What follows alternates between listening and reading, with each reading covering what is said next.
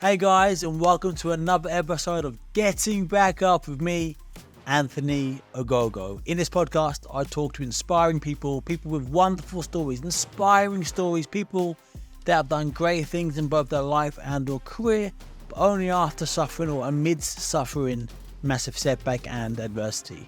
This is your weekly dose of hope and inspiration, and I cannot believe it, but we're already at the end of season 2. Wow. And what a season we've had. The Getting Back Up podcast has really blown up this year. Episode 1, season 1, Tony Bellew, we shot up to number 2 in the UK Apple podcast charts. And we've gone from strength to strength to strength with our amazing podcast. I talk to people, as I said, about their hardest times, when they're metaphorically, and sometimes in Tony Bellew's case, and George Groves' case, and Tony Jeffries' case, when they're literally, as well as metaphorically, lying flat back on the back, looking up at the lights, and the referee counts 1, 2, 3. It's all about getting back up off the canvas, physical, literal, and metaphorical, and pushing on for that thing that you want to achieve most in your life.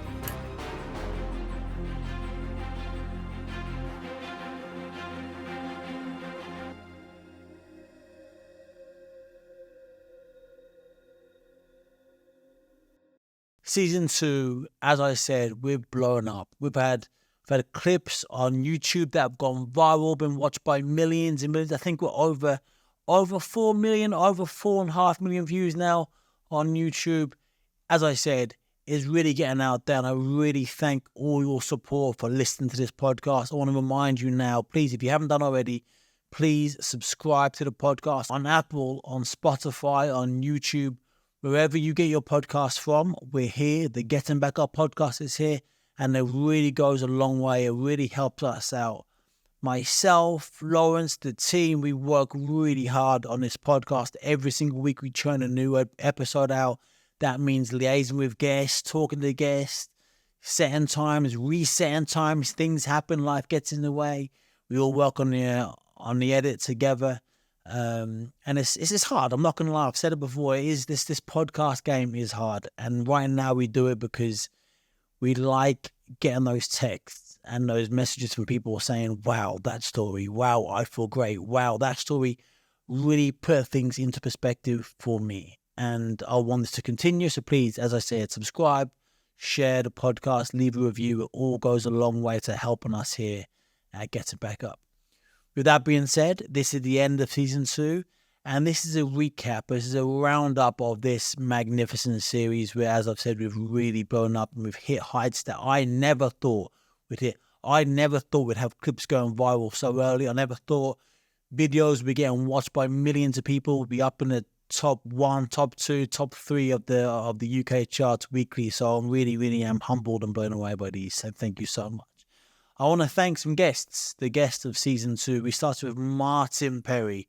Wow. And what I'm going to do in this episode, I've got 4 clips that really touched me this series from Martin Perry, from Jax Feely, from Paul Bogey, and former WBA World Super Middleweight Champion George Groves. I've taken little clips from their podcast, and I'm going to elaborate on them more. Okay, they're real life lessons. George doesn't talk about how to throw a jab, how to throw a left hook, and how to win boxing matches. Everything he talks about is able to be, adhere to life, to improve your life. All my guests, they come in here and they cut open their wombs and they reveal their deepest, darkest secrets and their saddest times for our benefit, for the benefit of us to live more successful and better lives. So, I want to thank all the guests, as I said. Martin Perry, what a legend. Martin Perry, he's become a good mate of mine since we recorded at the back end of last year. And at this time, I want to say congratulations to Martin and his wife, Siobhan, and their brand new gorgeous baby girl, Beira. Beira. I think it's pronounced Beira. I always get it wrong, so sorry, Martin and Siobhan. So happy for that guy. What a nice guy. I always say this as well when I do a podcast. Oh, it's one of my favourite ones. And they generally are. They're all one of my favourite ones. But Martin's podcast, as I said, I spoke to a guy, never met before. We didn't even do a research call. And at the end of the podcast, we were mates. And we text all the time. And, he's a lovely guy. And I wish nothing but the best for him. He is, well, I'll talk about it tonight too in a little snippet. Jax Feely again, what a guy. Wow, I talk more about Jax, or save his sentiments for later. Tony Jeffries, the mighty Macam Tony Jeffries, again, somebody that I've looked up to. I made that very clear in the podcast. He is a superstar in the world of boxing. Talk about a guy that I said to him on our podcast, and this is perspective, right? And I need to learn and improve my perspective. I said to him, mate, you were handed shit and you turned it to gold. Because he had to retire from boxing at 27 years old, like me. His career is almost identical to mine. And he's now a massive name in boxing. He's literally boxing the most famous boxing trainer on YouTube. And I said in our podcast, like, I amassed all his followers and subscribers on all his boxing channels on YouTube. He's got a Mandarin channel, a Spanish channel, an Arabic channel. He gets recognized all around the world as this YouTube guru.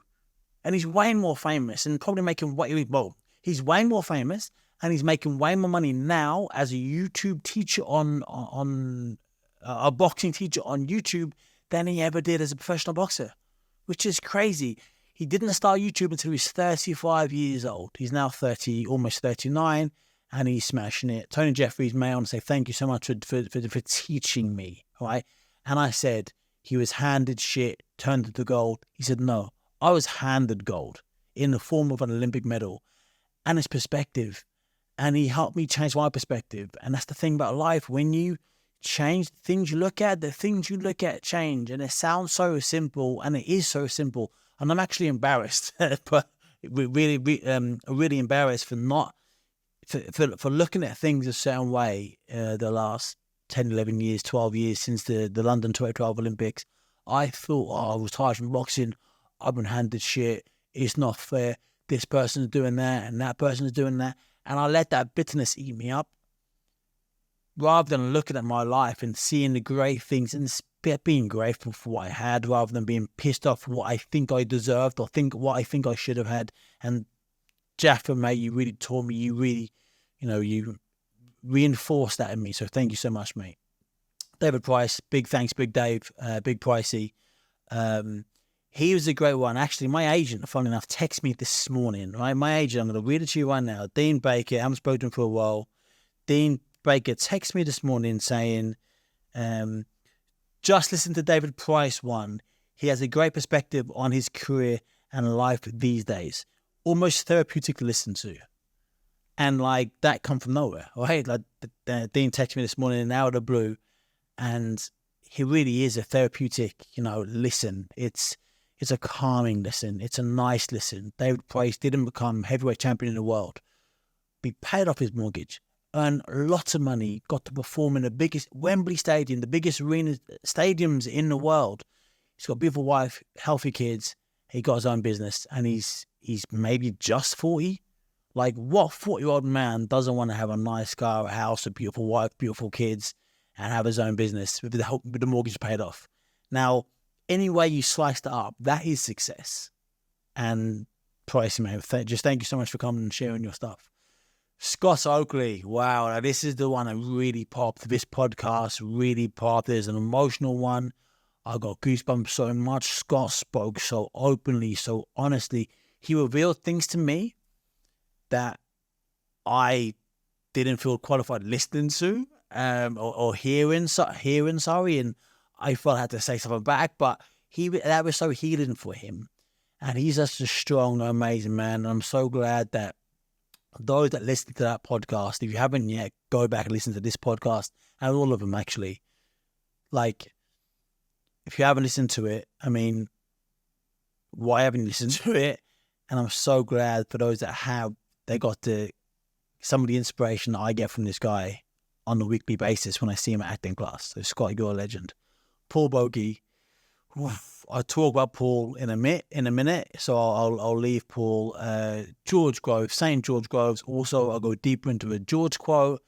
And George P's goodness, this young man, like, we talk about perspective. This young man had two horrible things happen to him in his life. Run over by a lawnmower, come off his bike when he was training for the World Championships to defend his world crown, land on his head, traumatic brain injury. his life got shook up and he was out training to defend his world title in a coma for 7 weeks. 90% of people that are in a coma for over 6 weeks, they don't wake up from it. He woke up. He's a walking, talking miracle. He walks a bit different, had to learn to walk again. He talks a bit different, had to learn to talk again. But he's still here and he's still fighting. And that's one man that's one young man I'm so proud of. We spoke a bit off camera. Another friend of mine. We text all the time now. He's somebody that he's done so well. He still has a bit more to go because his injury was so recent, 15 months ago. He's still so raw for him. He's still kind of like he's still mourning his former life.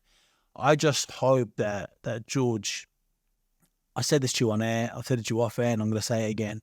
I hope that when you look in the mirror, be it today, tomorrow, next week, next month, next year, at some point you look in the mirror and you see what I see and you see what all your friends and family see. Because since the podcast dropped last week, I've had lots of people text me saying, wow, this podcast, wow, this guy. People commenting on the clips I post up on Instagram and Twitter.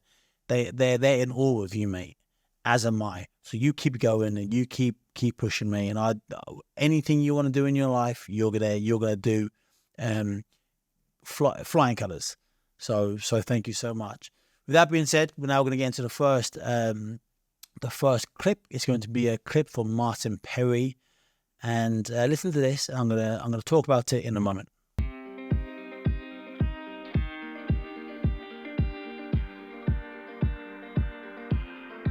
So you came back from that. You worked your ass off. You relocated. You went to Sheffield full time to train on the full team full time setup. Sorry, you missed out on Tokyo. Explain to me how big of you said the word heartbreaking. How big of a setback was missing out on the Tokyo 2020 games?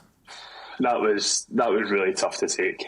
So I knew going in that I would never make Rio. It would never happen. But I thought, if I really put my head down, I could probably make Tokyo, give it a good crack.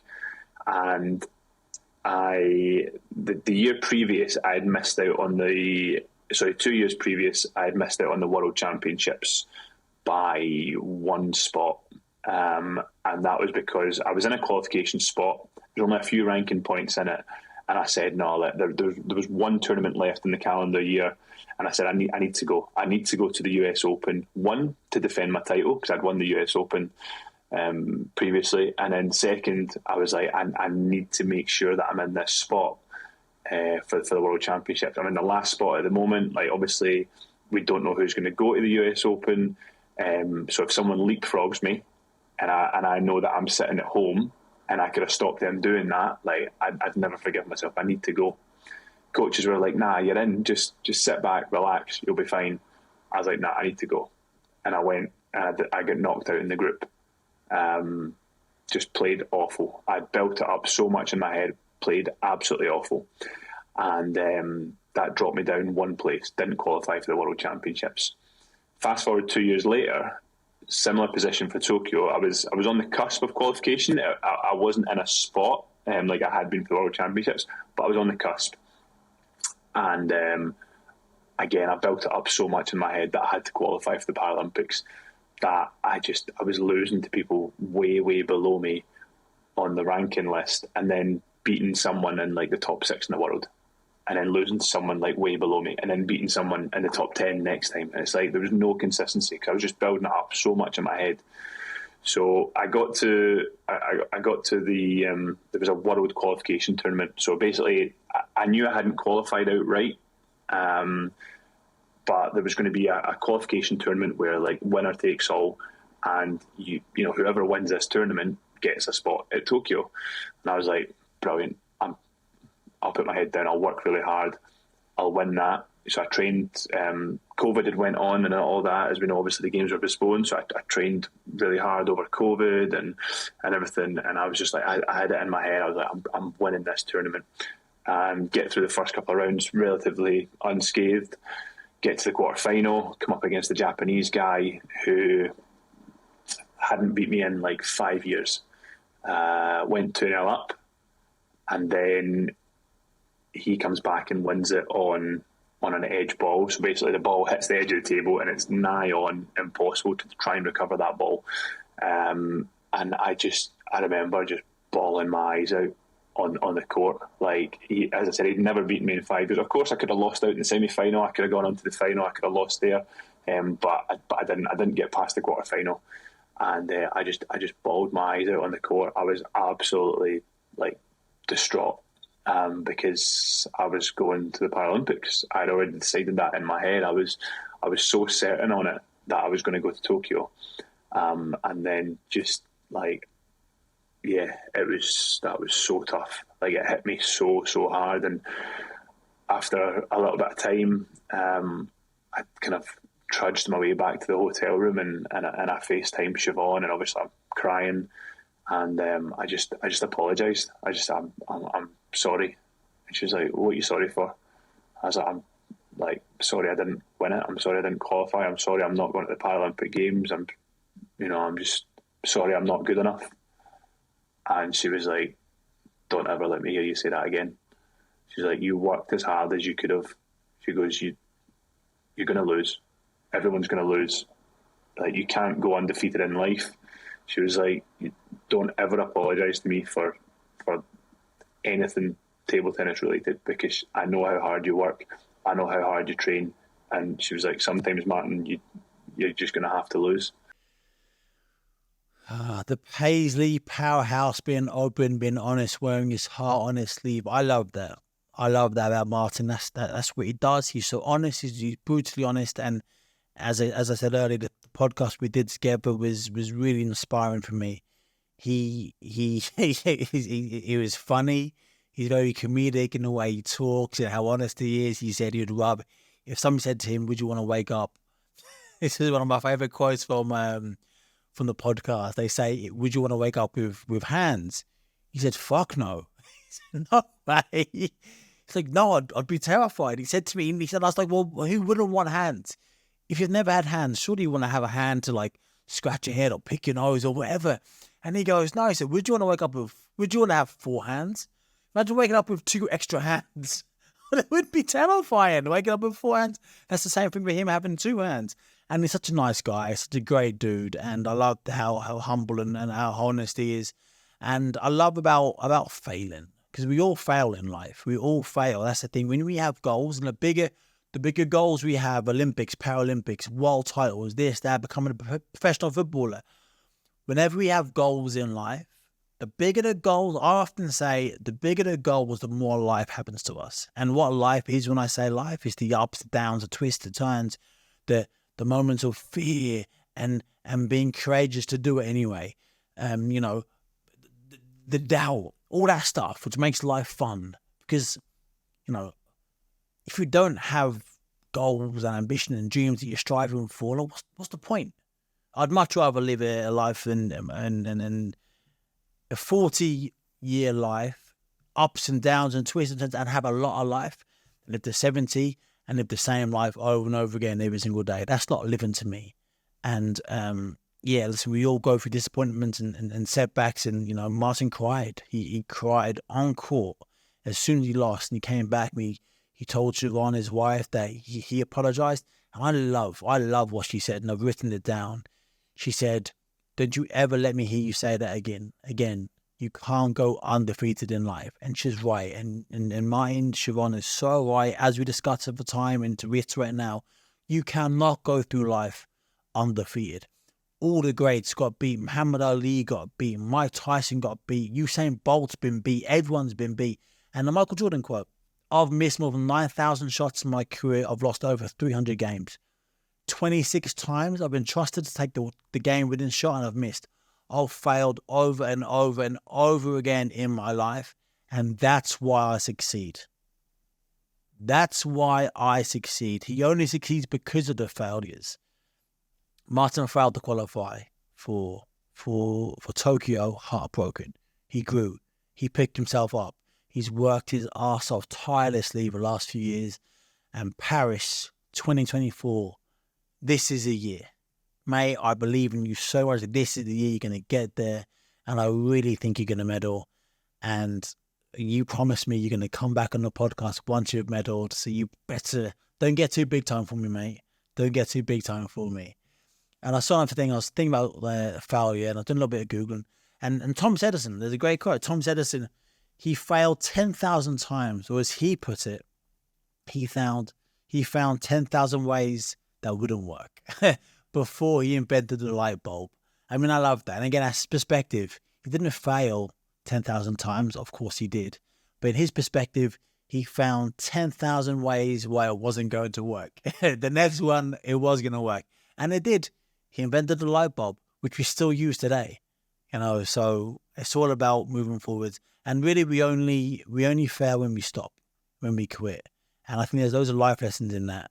Like wherever you're going through, wherever you're struggling with, keep going. Because if Thomas Edison had have quit, we wouldn't know Thomas Edison. Somebody else would have them, the kudos for inventing the light bulb. Maybe there wouldn't have been a light bulb. Maybe we'd be in the dark. Maybe we'd still be in the dark 150 years later. There's been no light. So thank you, Thomas Edison, and keep going. You're up to yourself. Wherever you're going through, wherever you're struggling through, wherever you feel like you keep losing, you keep getting so far, keep being the bridesmaid, keep going. Keep going. Michael Jordan, he missed 9,000 shots in his career. He lost and lost and lost, and that is why he succeeded. Thank you so much, Martin. You're a legend, mate. I wish you all the best for Paris 2024. We're going to roll straight into Jax Feely. Now, Jax Feely is somebody that I admire so much, and you'll understand if you listen to the podcast. If you haven't, go back and listen to it. Jax Feely transitioned whilst being a prison officer. He transitioned from Jess to Jax, from female to male in his late 20s. He's now living the best life. I've spent a lot of time, again, another person I'll class as a friend now. I spend a lot of time with Jax. We've hung out quite a bit. We talk all the time. Again, like Martin Perry, he is aura, a beacon of light and hope and happiness. And being around him, I feel happier.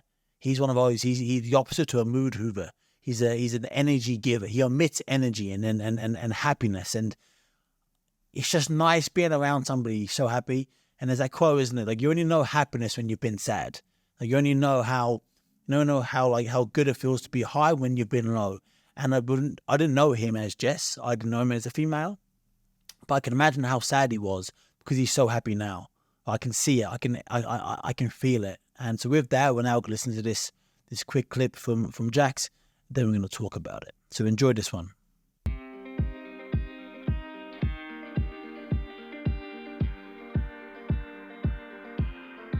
Transitioning. Not just talking about from girl to boy to boy to girl, like you mentioned, like from boxer to non-boxer, from relationships, from marriage to divorce. How do people get through these dark days?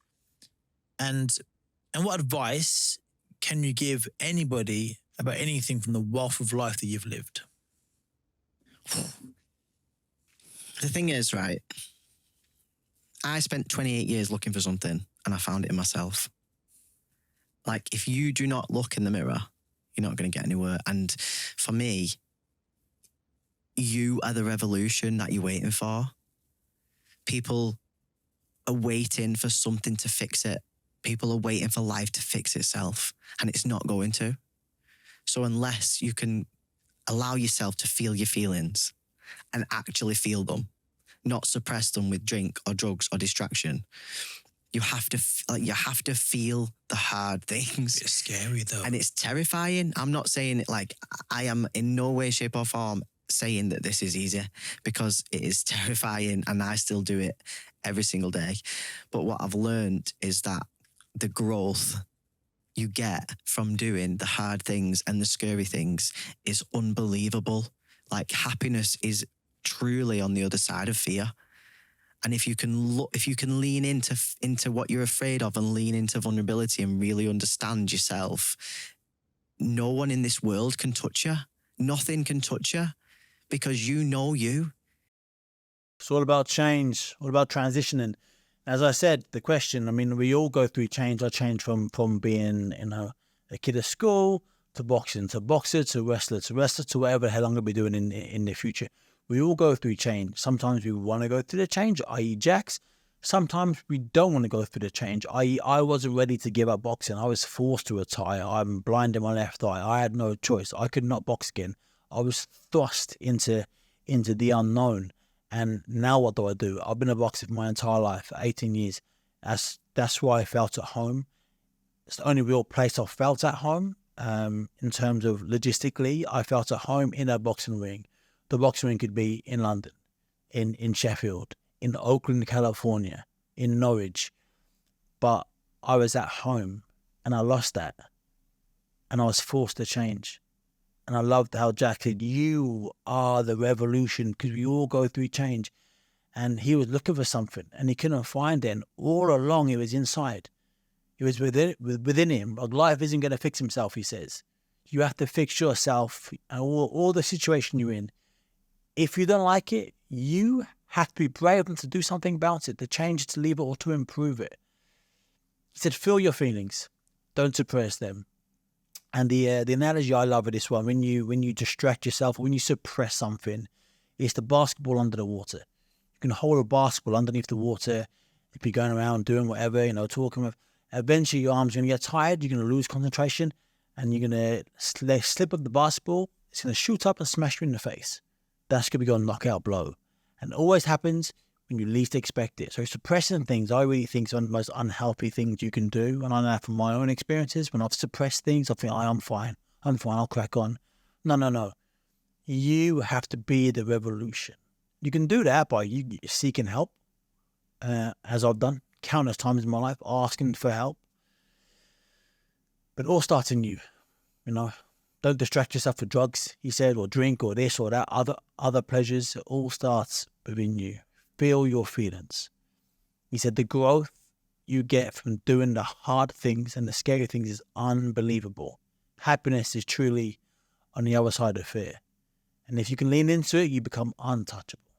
And there's loads of quotes how happiness is on the other side of fear. And I think he's dead right. Fear holds us back.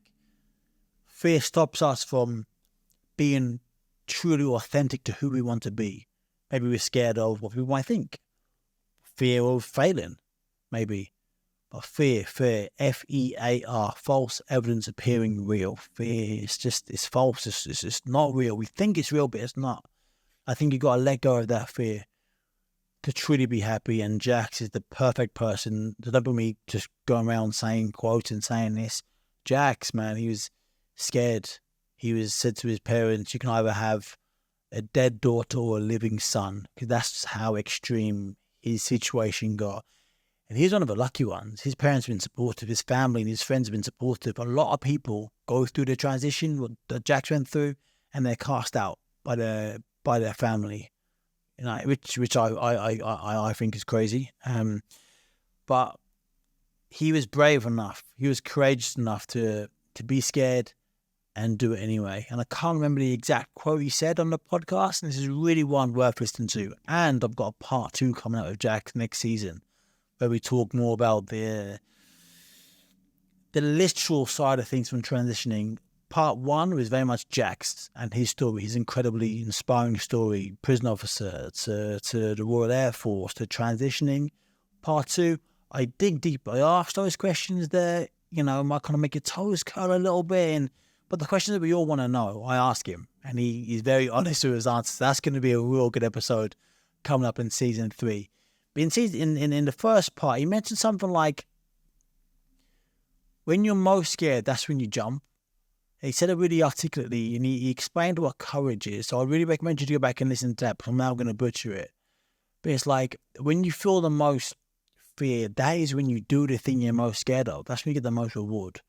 Jax, thank you so much, mate. Let's catch up soon. You're an absolute legend. You really, really, really are. Thank you for giving up 2 days of your life, coming to London, talking to me on the podcast. I got a lot from it, and I'm sure the listeners did as well. So thank you so much.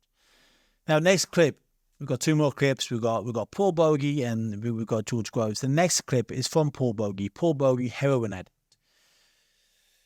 Junkie, smackhead. He was called everything. Written off by everyone who liked him, knew him, cared about him, loved him.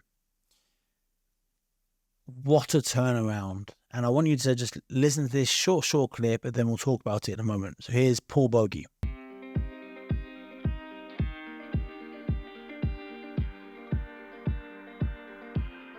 For those of you who've never had to go cold turkey, what is that like? You said in your book, So- Hell on Earth. Talk to me about the hell, the depths of hell. So it's like so many times I've relapsed prior to the course. Before I went on this course about the mind, I'd relapse. I'd maybe get 2 days into cold turkey and I'd fail and I'd go back and get heroin. And it happened time and time again. And I really struggled in those moments mentally, as well as physically, but more mentally. So physically, you have like severe stomach cramps, severe migraines, shivering. Everything runs. The eyes run, the nose runs, the mouth runs.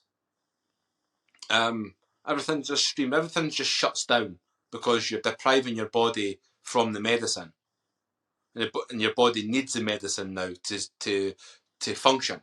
So you're depriving it, and you're just sweating, and it's a very horrific place to be.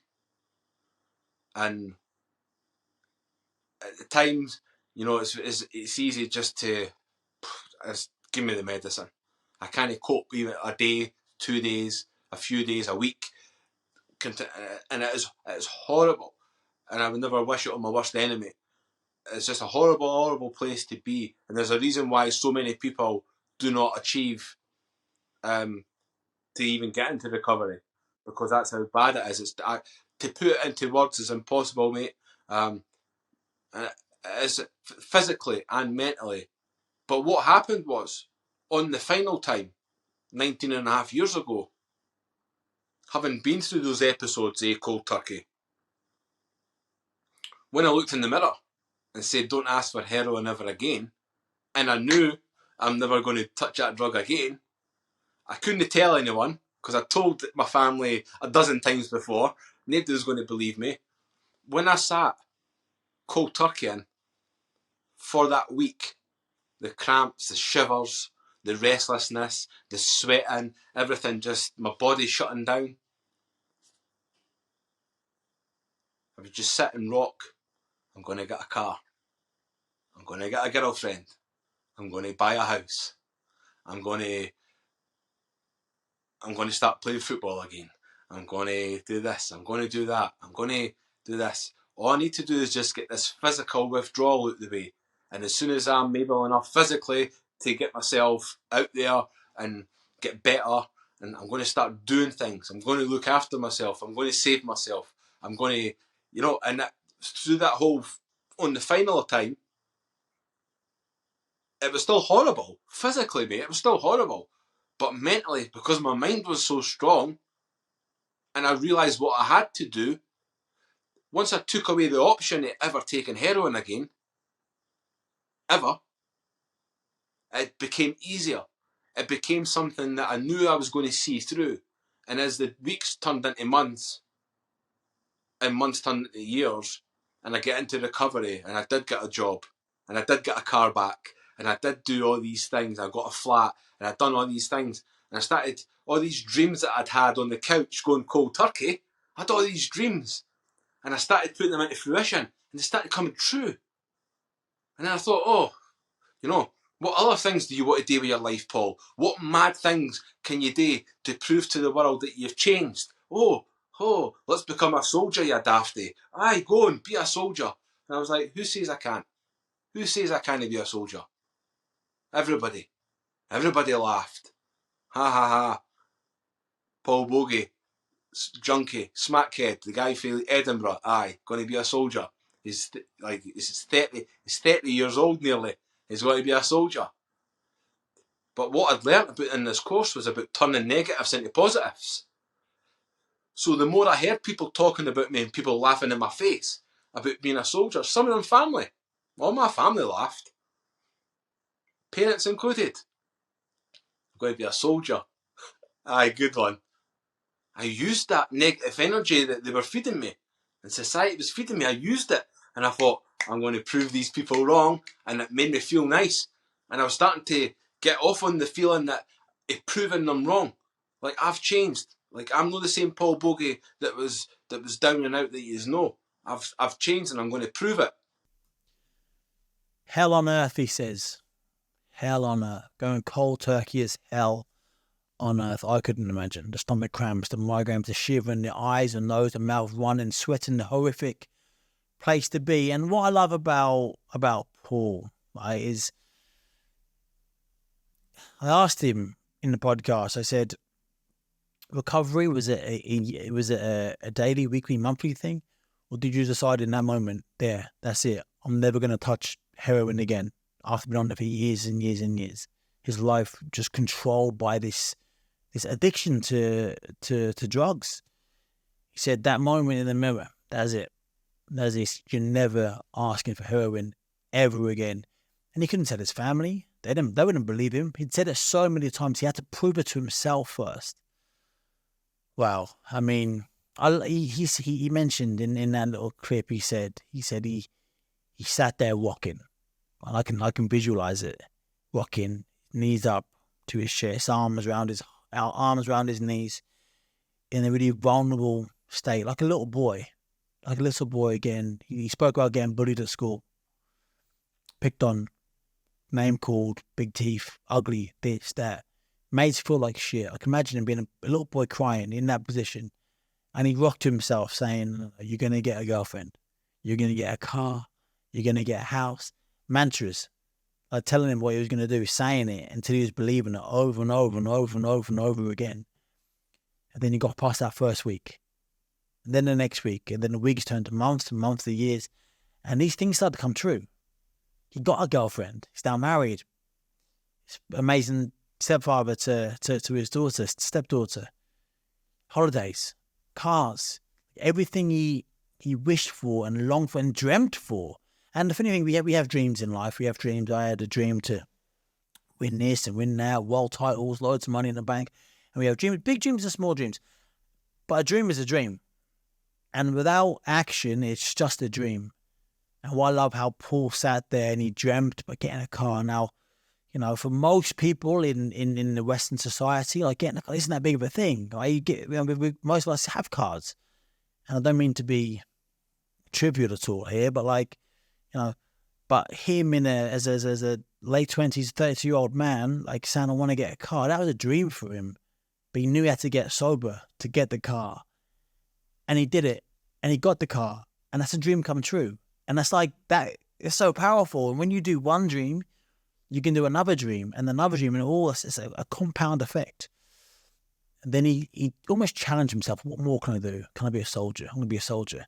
All his friends laughed. Family laughed. I'm going to watch me. And the mind, it all starts to appear in the mind. Believing in yourself. You've got to believe in yourself first. And that almost comes on to the fourth clip, George Groves. Believe that unwavering self-belief. You got to believe it in your head first. You've got to convince yourself. And really, you're the only person you got to convince. Paul, in that state he was in, he had to convince himself. Didn't care what his mum and his dad and his brothers thought. It's what he thinks. And what you believe you can achieve. That's simple. It's an old, I think it's the guy that said that. Old guy, Earl Nightingale, was it? Back in the 30s. Whether the mind can believe, it can achieve. You have to believe it, truly believe it wholeheartedly. I watched a film this week, actually. I've seen it. Isn't it funny when you watch a film? I've seen this film a few times. Not a lot of times, but a few times in my life. Vanilla Sky, Tom Cruise and Penelope Cruz. It's a really good film. And I watched maybe last time 10 years ago. It's funny when you go through life, you're yourself, and you experience things yourself. Then you watch something you've seen lots of times, and like different things click and different things hit because you've gone through stuff yourself that it makes it relevant. And there's a quote, and I've said, I've listened to this film a few times, watched the film a few times, and this quote has not penetrated my head. And this time really, really stuck with me. It's only a short one. Penelope Cruz says it to Tom Cruise in the movie. Every passing minute is another chance to turn it all around. Oof. Every passing minute is another chance to turn it all around. It conveys the idea that no matter what's happened to you in the past, every moment offers an opportunity for a fresh start, a change or improvement. Emphasize the potential of redemption, growth and transformation, highlighting the fact that time is constantly moving and presents new possibilities. This quote encourages individuals to embrace optimism, resilience, and the belief that they have the power to make positive changes in their lives, regardless of past setbacks or mistakes. It's a further reminder that the present moment holds the potential for renewal and opportunity to create a better future. And that paragraph right there, that sums up Paul Bogey. Every passing minute is another chance to turn it all around. And in that moment, when he stood there in that mirror and looked in the mirror, looked in his eyes the eyes of a junkie, eyes of a smackhead, in his own words, he told himself, no more heroin. That's it, no more. And he did it.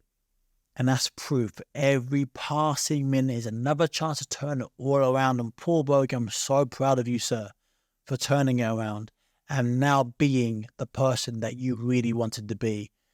And again, we haven't met up in person. We speak on the phone a bit. I'll burst out class as a mate. I'll do this podcast just to make friends. I just the only way I do that, I get friends from this podcast. And Paul, I mean, like being around him on the phone, I had a few FaceTime calls and stuff, and emanates this energy, this aura that I want to be around. Like people like that. The reason why I want to be buddies with these people, because I want this energy in my life. There's a lot of negativity out there.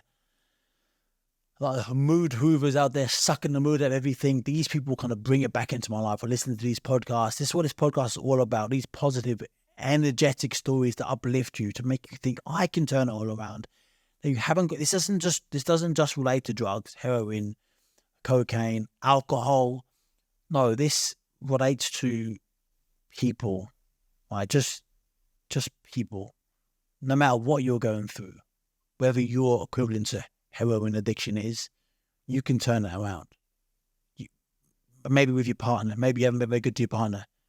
Saying, we ain't dead yet. Turn it around. Every passing minute is another chance to turn it all around. So with that, I'm going to leave this one. And we're going to roll into the last little clip of this special roundup recap episode. And it is with the Hammer from Hammer. George, before George stuck on the nickname St. George Groves, he was rolling with the Hammerer from Hammersmith. He rolled with that for a few fights. I've known George for a long, long time. You know, I've always supported him. He's always supported me. And I went to watch one of his fights. He was at the York Hall. And this was the Hammerer from Hammersmith. And I really laughed. He banged the guy out. And this is George could bang, mate. George could really punch. Very heavy-handed. A big super middleweight. Great boxing ability. Wasn't particularly fast or lightning fast hands, but explosive. Bang, that jab was like a backhand. His jab is really good. He's a tremendous, really good fighter, and I'm really glad he won this world title at the end. But he had to go through a lot of setbacks to get there. He had to get back up off the ground against Kenny Anderson, against Carl Froch in 2 fights. He got off the ground against the big Swede. He fought for his third world title fight. I forget his name now. In Las Vegas, he went down. He had to get back up, and no, he didn't win those fights. He beat Kenny Anderson. But at the 4th time of asking, and all the experts had written him off, he came back to knock out Chudinov and become the super middleweight champion of the world. Listening to this clip,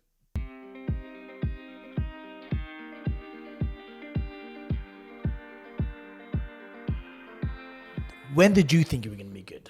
Did you always know you were going to be good? Yeah, no, I always knew I was going to be good. Fearless, like I was always fearless. Unwavering self-belief, you know, even when no one else believes it, no one else agrees with you, you back yourself. Where does that come from though? Because like you know, does that come from winning? Does that come from your work ethic for training so hard in the gym? Because you can walk in a gym and not be very good and think you're the best boxer in the world, but like that's just delusional, right? There's been a lot of boxers out there that are totally delusional. Where does that like unwavering self-belief derive from? Hard work and ambition, really. you aspire to be the greatest of all time. That was my dream. I wanted to be the greatest fighter of all time. And then what do I need to do to make that happen? I had that from the get-go. Unwavering self-belief. George, I'll be honest with you, mate, I've stolen that from you. I say that I say that now again, unwavering self-belief. But to be fair, I always do credit you for that. I love that, the unwavering self-belief that you talk about so passionately. I talk a lot about self-belief when I go to do my assemblies for school kids. Two things: work hard and believe in yourself. But unwavering self-belief is your little quote, and I like that.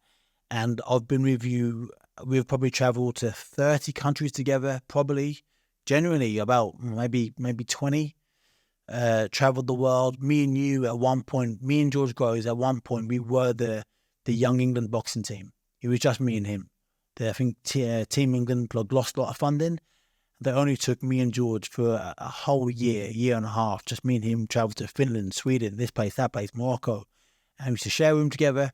And this particular year, we every tournament we went to, me and him, we both won the gold medals. I was at 69 kilo, he was 75 kilo. We both won gold medals everywhere. And what we were really fighting for was the best boxer tournament. He won it once. I think he knocked out. I think he had 2 fights and knocked them both out. I had 3 fights and stopped 1 and beat 2 on points. And he won the best boxing. That annoyed me because I think I should have won it. Then another tournament I won it. I think I was in Sweden, won a massive trophy, and it was like awkward because I had to carry it in my hands through the airport. And I was like, it was so big. It was like a cartoon trophy. It was so big. It was just a bit embarrassing. It wasn't even like a flex. It was just a bit embarrassing. But going back to unwavering self-belief that George talked about, I think this is so true. You have to believe in yourself. Believe in yourself. That makes you a winner right there. Sugar Ray Robinson said that. And Serena Williams said that. Believing in yourself makes you a winner right there. If you don't believe in yourself, no matter what it is you're doing, how can you expect anybody else to believe in you? And a quick little story here before we wrap up about belief in myself. The Olympic Games 2012, my mum had suffered a brain aneurysm 5 weeks before the Olympics, my first fight. So the opening ceremony, I believe, is the 27th of July, 2012. I was the first British boxer to fight. I didn't go to the opening ceremony because I was boxing at midday the next day, 28th of July, on a Saturday. My mum had a brain aneurysm on the 19th of June. So 5 weeks, 5.5 weeks, whatever it was, before the Olympics, mum had a brain aneurysm, and my whole life changed. At the time, I was living between the Sheffield on the Great Britain squad, the boxing squad, and at home, mummy's boy. Mum should still make me like sandwiches for the drive to Sheffield. Always tell me to pull over and eat them, and don't eat them when I was driving. And yeah, my mum looked like she was going to die. And it was the worst time of my life, which should have been the best time of my life. I just qualified for the Olympics in the most horrendous, heart-rending situation. Shoulder dislocations, coming back from seemingly impossible deficits in the qualifying fight. It was a whole thing. I finally got there and I thought nothing can go wrong now. Ignore the Achilles injuries and the shoulder dislocations and the this and the that and the breathing problems and getting asthma getting exercise-induced asthma in the Olympic qualifying for training so hard. I'm finally here now. She's a brain aneurysm. I missed loads of training. I had my first week back at camp. The week before we went to Sheffield, I sparred Fred Evans. He broke my rib. I've still got the you can't see now, but I still got the bump here where he dislocated and cracked my rib. I'm going to the Olympic Games. I've got tears in both my Achilles tendons that would require 4 surgeries in the ensuing years. My shoulder was still dislocated. That would come out in a fight 2 years later when I turned pro. I had to rehab it so quick that it didn't heal properly. I had, and my mum was going to die, or what I thought, and it was the worst time of my life. Got to the Olympic Games, and I beat the Dominican in the first fight. And then the second fight, I fought the Ukrainian. Now, the Ukrainian was the world champion, hadn't lost in 2 years, knocked everybody out. At the Worlds, in the October before, where he became world champion, he had, I think it was 6 fights, knocked out 5 of them, or 7 fights, knocked out 6 of them. He won every fight by stoppage, other than the final, and he absolutely battered the Japanese fighter in the final, battered him, smashed him to bits, right? Just smashed him to bits. It was a mauling. And nobody gave me a chance of beating the Ukrainian. Nobody gave me a chance of beating him. Even when I was fit and healthy, people might have thought I'd beaten Vijender Singh, the world number one before that. I'd beaten Artem Jabotarev, the world number two, the Russian, European number one. So on my day, I could be anybody, but even the Ukrainian, even on my day, people thought I was a push too far. Now I had a dislocated shoulder. I couldn't throw anything other than straight backhands, and it's probably 60% power, if that. I couldn't move around the ring as fast. My Achilles were ripped up. I had a broken rib. I couldn't, if you've had a broken rib, a cracked rib, the pain, I was getting injections in my rib to numb the pain all the time. When you can't even inhale in the corner because it feels like you're getting stabbed in the tummy. My mum, I was getting calls from the hospital seemingly every day to tell me what was going on with it. It was a mess. Nobody gave me a chance of beating this guy under these circumstances. When at these events, you sit in a team meeting room, the draw is done. The draw is done. This is the day we do the draw. Weigh in, the draw is done, and they go around and they say, Andrew Selb, if you box him, you're boxing this person, you're boxing on Wednesday, and you're boxing this person. If you win, you box the next person. So we go around, they come to me. Middleweight is always the most populated weight category. Always that's the hardest weight category in boxing. I truly believe that for many reasons. It's always the most populated weight, and they always box the most times. And there was boxed on that afternoon, and it was the morning, just after the weigh-in. So I was sitting there, I was all nervous. And the team manager comes to me, he says, "Thanks, Anthony." He said, "You're boxing today?" I was ready for it. He said, "You got the Dominican," said in like an upbeat voice. I said, "Right." I knew him. I studied everybody, southpaw, tricky, but I had his number. And he went like this. And if you're watching this on YouTube, you can see. If you're not watching, just listen to what I say. He said, "You got the Dominican. And if you win, on Tuesday, you got the Ukrainian." And I thought, I shouldn't swear, but that's what I thought, I'll be very honest. I think the Ukrainian. And that intake of breath was him saying, at least you've got your GB tracksuit. At least you can say you're an Olympian. After the torrid 1.5, 2 years you've had of qualifying, at least you can say you're an Olympian, because there's no way you're beating this Ukrainian. And I thought, okay, just watch. Fuck you, man, just watch. My own team manager said, just watch. So I boxed the Dominican, beat the Dominican pretty comfortably. There's one point in the fight, he hit me with a bolo, like a body shot. And thank God it was on the other side of the ribs, not the broken rib, because goodness me, that would have, I don't know what would have happened if he landed on that rib. I think the next day, or the day after, the next day I boxed the Ukrainian. World number one, nobody gave me a chance. I boxed this guy. I boxed out of my skin. The most unbelievable fight. The final score was 18-18, which never happens. The countback was 52-52. I've been a boxer my entire life. I've traveled everywhere. I've been to every country imaginable. I've boxed. I've seen so much boxing. I'd never seen a double countback in my entire life. And then all 5 judges said that the referee was like, "What do I do? Like, this never happened before." There's not really a protocol. When there's a double countback, like, we were like, it took 5 minutes to announce the winner. 5 minutes, the longest 5 minutes of my life.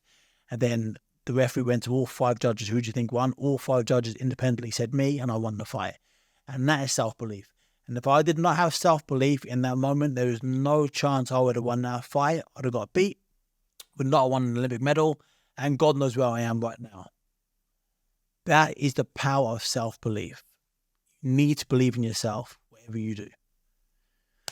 I feel emotional now. I feel pumped up. I want to go and punch something there. I want to go to the gym and do something. But so that is the roundup of this episode. I was going to mention earlier, actually. I was going to mention in a topic earlier about changing. About when Jack was talking about, you got to be brave enough to change. And I'm actually recording an episode. It's going to go out on series 3 with a lady called Kat Morgan. Kat Morgan, she's a lovely, lovely lady. She's a personal trainer. She's a single mother.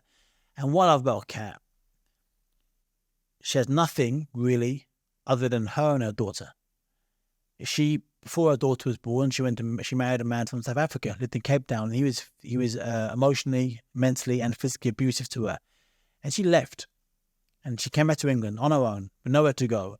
And she was 24. She's a baby. She's 24 years old. She thought she knew it all, but she was a baby, and she left. And she was brave enough to leave something that she knew wasn't serving her. She came back. She was young. She made mistakes. She met a guy, had sex, got pregnant, wanted to keep the baby, kept the baby, and the relationship with the baby daddy wasn't serving her. She left. What I love about her, she's an independent, strong woman, has the courage to leave things, try to fix it, try to make it work, but being in an abusive relationship in South Africa, it wasn't working for her. Being with a partner who wasn't giving her what she needed to raise her daughter the way she wanted to be raised, so she left. And that's courage and strength for change, and it's scary. And that's talk about the fear thing with Jax. Like, I'm sure being a single woman raising a kid in London with no real family or any network is whilst working is terrifying. But that fear is, but she's so happy. And I did a podcast with her recently, and it's going to air in season 3. And I asked her, "Are you happy?" She went, "I'm so happy. I'm so happy. Yes, I'm on my own, but I'm on my own doing me. And I'm way happier than I would have been in South Africa or in that relationship. I'm so happy." And yes, she was scared, but she did it anyway. And I wanted to say that in the Jack thing, it came to me as I was talking just then. And that's the end of season 2, boys and girls. I hope you've enjoyed it. Season 3, we've got some amazing episodes coming up. I've got some athletes, I've got some Olympians, I've got some Paralympians recorded already. I've got some people that struggled with drug addiction. I mentioned Kat just now. I've got some fitness influencers and experts and this and that. It does not stop. It keeps rolling on. It keeps going on. We're getting bigger. We're getting better together. So I want to thank you all again for your support on the podcast, this series. As I mentioned at the beginning, please share it. Please like it. Please subscribe. It really does help us keep going and keep going. And I want this podcast to grow and help as many people as possible. Leave a review. Leave a comment, reach out, tell me who you want on this podcast. You might know somebody, you might like somebody with a great story. Let me know. At Anthony Ogogo on Instagram, shoot me a DM, or at GetBackUpPod on Instagram as well. Reach out to me. Take care, everybody. Look after yourselves. And we can be back next week for season 3. We carry on. Always get back up.